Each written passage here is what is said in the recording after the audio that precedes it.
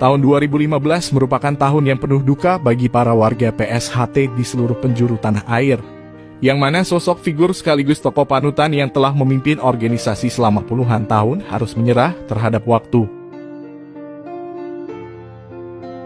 Dan setelah berpulangnya Kang Mas Tarmaji Budi Harsono, disusul pula Kang Mas Richard, yang ditunjuk sebagai ketua umum sementara selama belum diadakannya parapatan luhur hingga ditentukan ketua umum yang baru. Dengan berpulangnya dua tokoh penting dalam PSHT ini, membuat parapatan luhur serasa harus wajib segera dilaksanakan untuk mengisi kekosongan pemimpin dalam organisasi PSHT ini. Namun pada tahun 2016, para Wiro Anom atau sebutan bagi para pendekar tingkat 2 di SH Trate cukup dikejutkan dengan adanya undangan mendadak yang disampaikan oleh para pengurus PSHT yang ada di Jakarta. Bahwasannya semua Wiro Anom diminta hadir pada sebuah acara yang nantinya akan ada sambutan dari Presiden Republik Indonesia. Namun sesampainya di lokasi, para Wiro cukup dikejutkan dengan adanya background yang bertuliskan Parapatan Luhur 2016, yang secara otomatis dari tempat itu nanti akan ditentukan seorang pemimpin baru dalam tubuh organisasi persaudaraan Setia Hati Trate. Untuk tetap menjaga suasana yang harmonis, para tamu undangan pun dengan penuh sukacita mengikuti alur atau urutan acara. Yang salah satunya adalah dimintanya usulan dari seluruh cabang PSHT mengenai siapakah yang pantas menjadi seorang ketua umum di organisasi ini. Namun betapa terkejutnya para tamu undangan yang hadir pada acara tersebut. Karena Kang Mas Wiono selaku majelis luhur pada saat itu yang dirasa sangat bening hatinya bisa menjembatani usulan dari seluruh cabang yang ada. Malah menunjuk Mas Taufik yang mendapatkan usulan paling sedikit di antara seluruh cabang yang hadir pada saat itu. Hasil dari kader kita seluruh cabang, Pak Murjoko 108, Pak Arif 38, Pak Taufik 8. Namun demi menghormati keputusan Majelis Luhur, seluruh perwakilan cabang pada saat itu berlapang dada menerima hasil dari Parapatan Luhur 2016.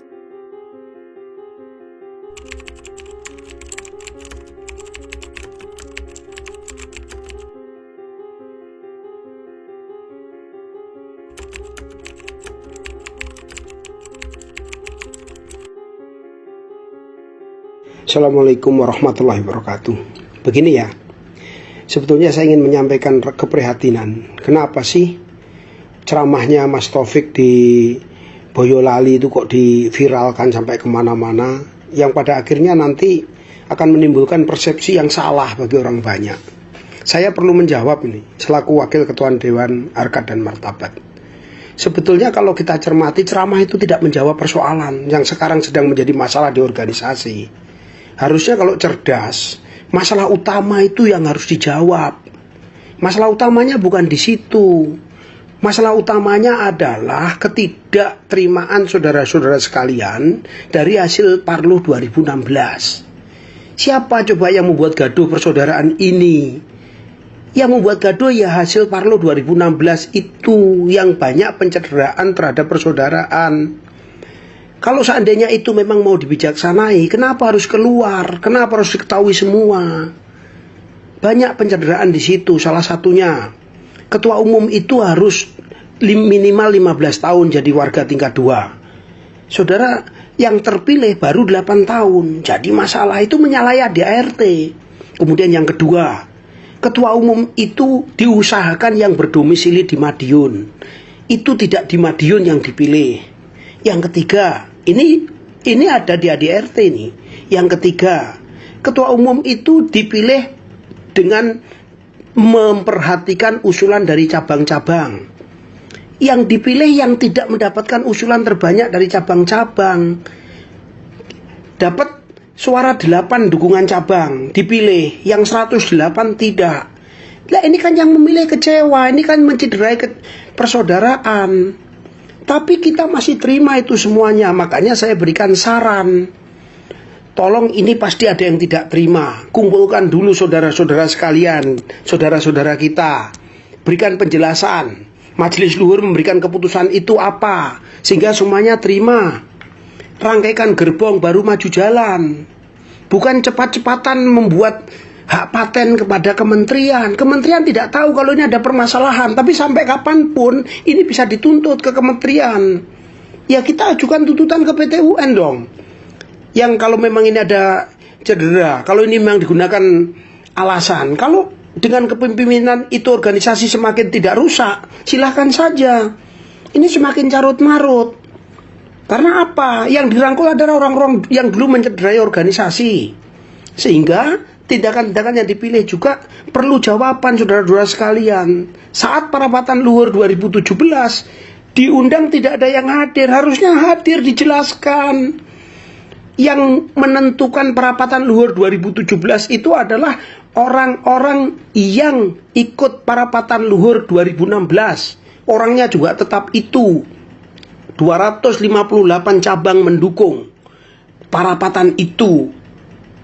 Kan tidak betul kalau sekarang itu cara menyikapinya ditanggapi dengan membuat cabang-cabang tandingan. Sampai kapan cabang-cabang tandingan itu dibuat? Kan kita juga bisa tahu cabang-cabang yang baru lahir itu sudah berapa lama baru dibentuk.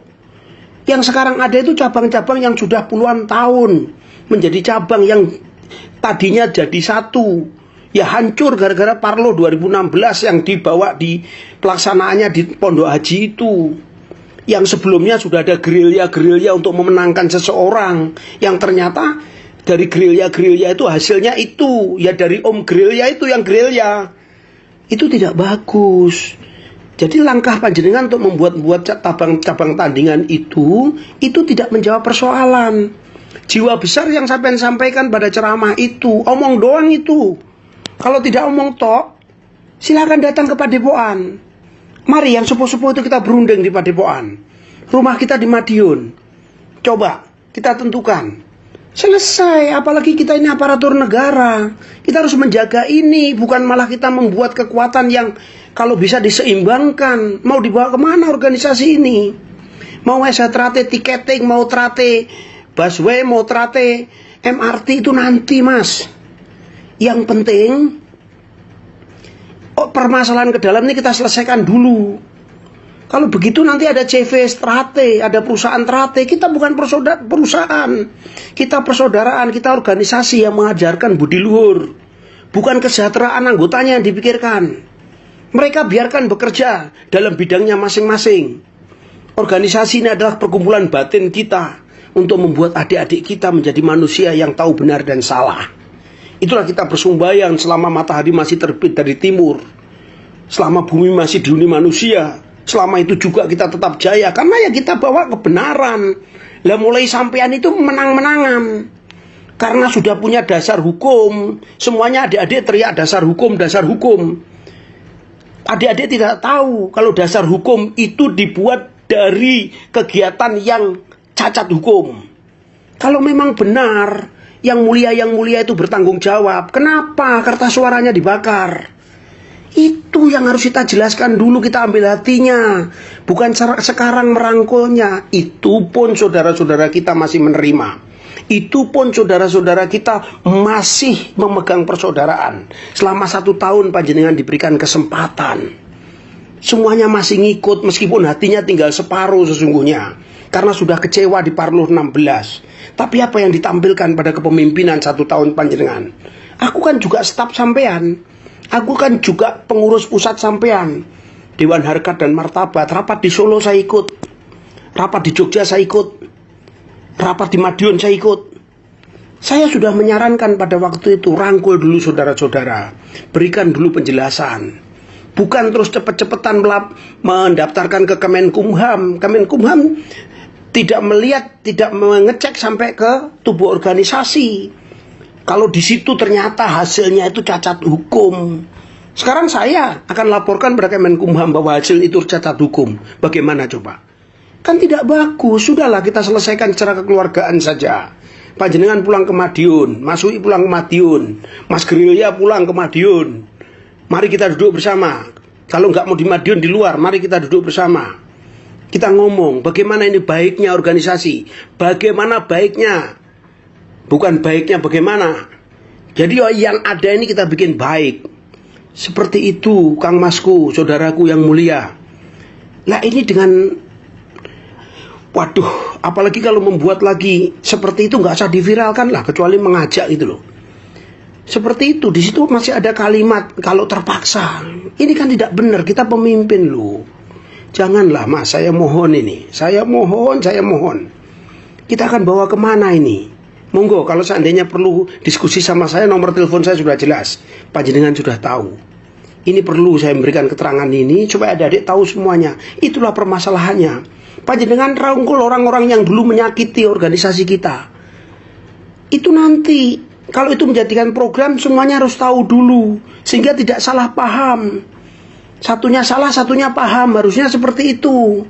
Siapa sekarang yang mendukung sampean? Orang-orang yang dulu mengkuyo-kuyo zaman kepemimpinan Mas Maji. Orang-orang yang dulu mendirikan organisasi di luar Resetrate, sekarang gabung dengan panjenengan. Tidak kita dengar lagi nama organisasi yang mirip-mirip Resetrate.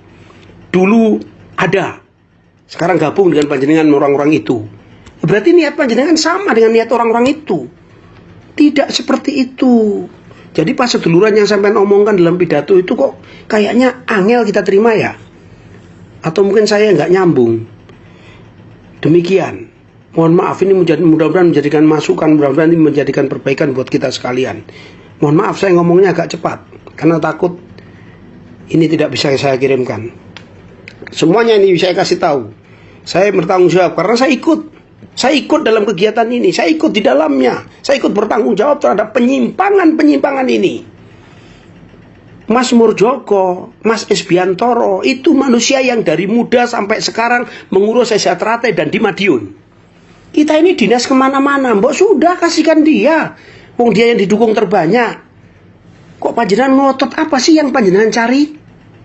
Panjenengan mempengaruhi pejabat-pejabat yang belum tahu itu. Apa sih kalau kita menang? Tapi panjenengan ngomong tentang atas nama persaudaraan untuk memajukan organisasi. Kita lihat sejak pimpinan sampean maju mundur organisasi. Mohon maaf.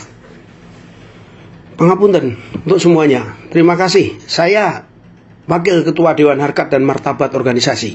Saya Wakil Ketua Dewan Harkat Martabatnya Mas Taufik. Saya Wakil Ketua Dewan Harkat Martabatnya Mas Murdjoko yang sekarang masih eksis. Karena setahu saya Mas Taufik sudah diberhentikan dari hasil Parluh 2017.